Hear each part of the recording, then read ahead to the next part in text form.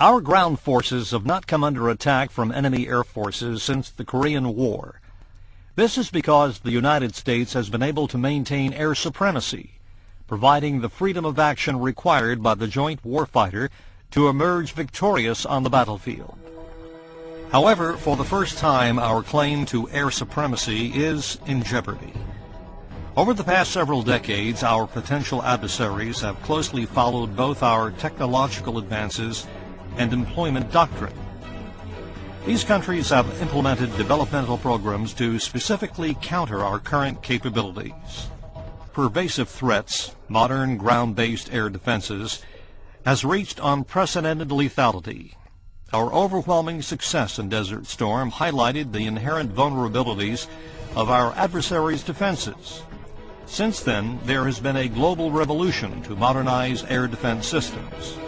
At the heart of this threat is the Surface-to-Air Missile, or SAM. Both Russia and China are producing state-of-the-art SAMs. Shown are several systems that are currently fielded that directly challenge our bid for air supremacy.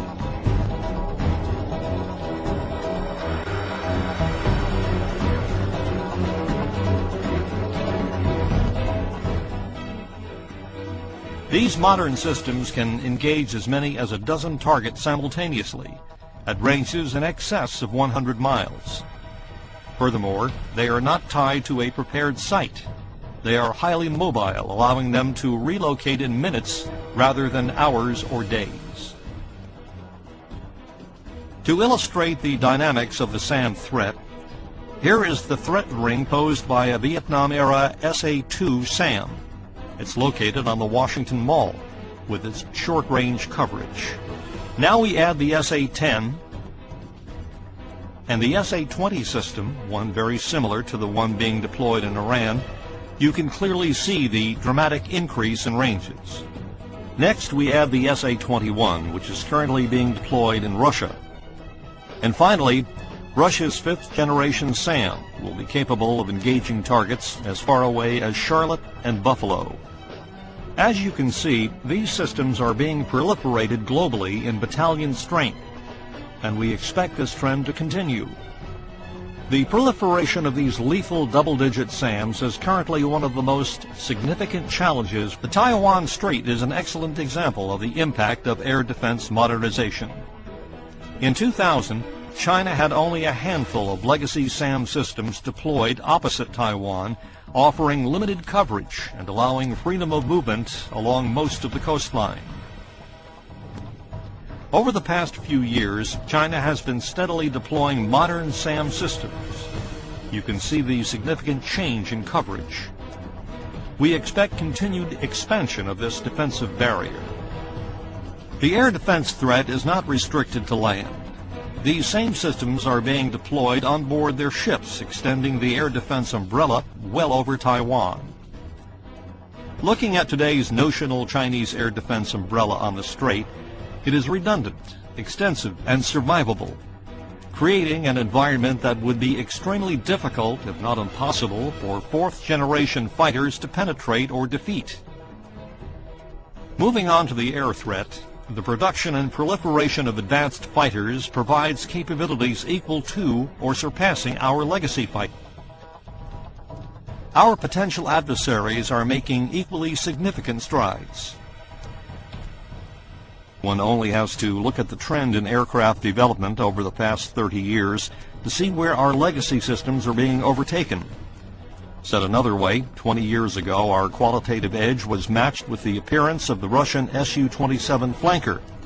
Today, our legacy fighters are being outmatched by the latest Russian and Chinese fighters. Russia is at the forefront of advanced fighter technology development. Both their MiG and Sukhoi fighter programs continue to push the envelope. Likewise, China is rapidly moving forward with significant aerospace developments based on improvements to existing foreign technologies. China currently sustains 3 major indigenous fighter programs that have integrated enhanced technology. Both Russia and China are ready and willing to export these fighters to anyone willing to pay for them. You can clearly see the extent of the proliferation problem. It will only get worse. One can easily see how these fighters are closing the gap in terms of capabilities. Over time, their advantage will continue to overtake ours as more advanced technologies are fielded.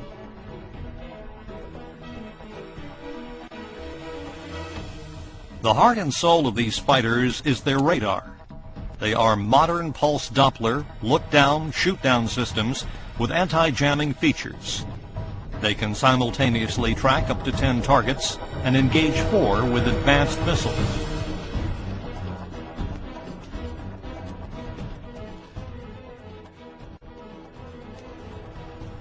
In the air-to-air missile arena, we have traditionally held the high ground in the beyond visual range fight with our AIM-120 AMRAAM. That has all changed. China has fielded an AMRAAM-class missile of their own, designated PL-12. Russia is also fielding similar missiles. One can see the parity plus the Chinese have reached with the PL-12. Both China and Russia are also developing follow-on missiles with significantly increased range performance.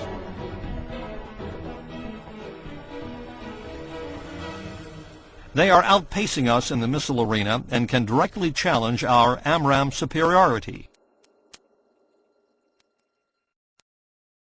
Enhancing our adversaries' first-shot capability is their rapid integration of modern jammers, specifically digital radio frequency memory or DRFM-based jammers. These jammers can capture and replicate at high speed our air intercept radars. It can return a false signal, leaving our fighters blind at the most critical moment of the fight. Again, both Russia and China are fielding DRFM systems that can deny any first launch capability. Bottom line, the size of the stick no longer matters. This technology has shifted the first shot advantage into the adversary's court. Some of these fighters are equipped with very advanced Russian engines that incorporate thrust vectoring technology. This technology provides significant and dynamic maneuverability and turning capability. The F-15C is no longer the world's premier air superiority fighter. No matter how you look at it, Russian and Chinese advanced flanker variants have achieved parity or surpassed many of the Eagle's technological advantages. The threat does not stop here. Russia recently conducted the maiden flight of its Su-35, a fourth-generation plus fighter that will clearly bridge the gap between their current fourth-generation and future fifth-generation fighters. The Su-35 will incorporate numerous fifth-generation fighter attributes, such as a passive ESA radar, a high-power jammer, ultra-long-range air-to-air missiles, and supercruise engines with thrust vector control. We also expect it to incorporate plasma stealth technology. This fighter... Our potential adversaries' fifth-generation fighters are on the horizon. Russia's future fighter is designated the PAK-FA. China's contender is called the XXJ or F-12 fighter. Both of these fighters will likely be exported at prices that undercut the F-35. Future clients will be purchasing very advanced fighters with near F-22 capabilities in quantities rivaling F-35 production estimates. This comparison clearly illustrates how the Su-35 is bridging the threat gap.